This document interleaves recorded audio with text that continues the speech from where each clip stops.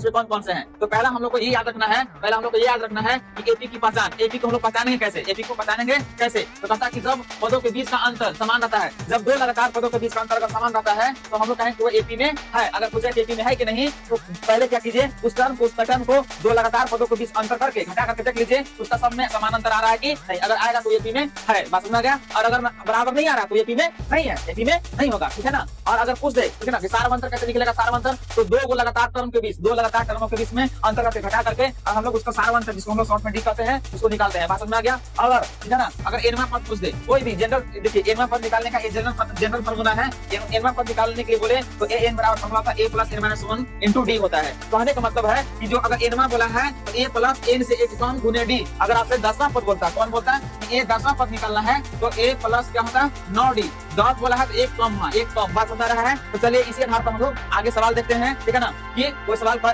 कैसे हैं, ठीक है ना। तो चलिए बिना देखते हुए देखते हैं। देखिए हम लोग का सवाल जो दिया हुआ है, निम्नलिखित में कौन एपी में नहीं है, कौन एपी में नहीं है। अब जस्ट हम लोगों ने पॉइंट रखा पिछले पीछे में, ठीक है ना, कि यहाँ पर जो है एपी में कब होता है कि जब दो लगातार पदों के बीच का अंतर क्या होता है, समान होता है, तो वो एपी में होता है। तो देखिए पर यहाँ पर देखते हैं हम लोग, ठीक है ना, कि कौन एपी में नहीं है। तो देखिए अगर टर्म में से कुछ घटाते हैं तो 4 में से अगर 2 घटाएंगे तो इसका बीच का अंतर कितना आएगा, 2 आएगा।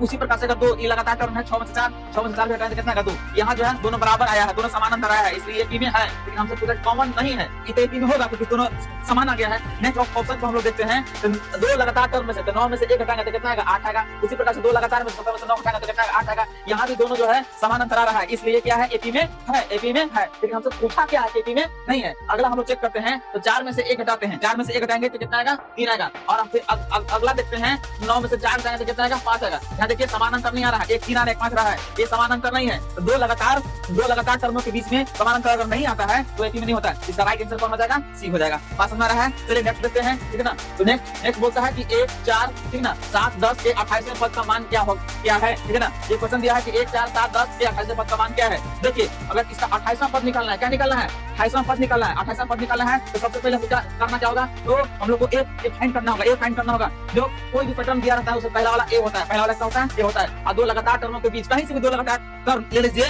उसका अंतर कर लीजिए, वहां डी निकलेगा। तो हम लोग क्या करेंगे, अगला 10 में से 7 घटाएंगे तो कितना जाएगा, 3। और ए का मान कितना, 1। समझ आ गया। हम लोग को 28वां पूछा है, ए 28 पूछा है, ए 28 का फार्मूला क्या होता है, ए प्लस 27 भी कितना होता है, ए प्लस 27 भी, क्योंकि जितना पूछा है उससे 1 कम होना चाहिए। समझ में आ गया। तो ए का मान जो हो जाएगा हम लोग का 1 हो जाएगा 3 27 और डी का मान कितना 3, ठीक है ना। तो 1 हो जाएगा 27 3 कितना हो जाएगा भाई, ठीक है ना। तो हो जाएगा 81, कितना हो जाएगा 81। और इसको जब हम लोग ऐड कर लेते हैं तो हो जाएगा 82। तो इसका राइट आंसर जो होने वाला है 28वां पद का मान कितना होगा, तो 82। इसका आंसर इसका ऑप्शन क्या हो जाएगा, बी ऑप्शन।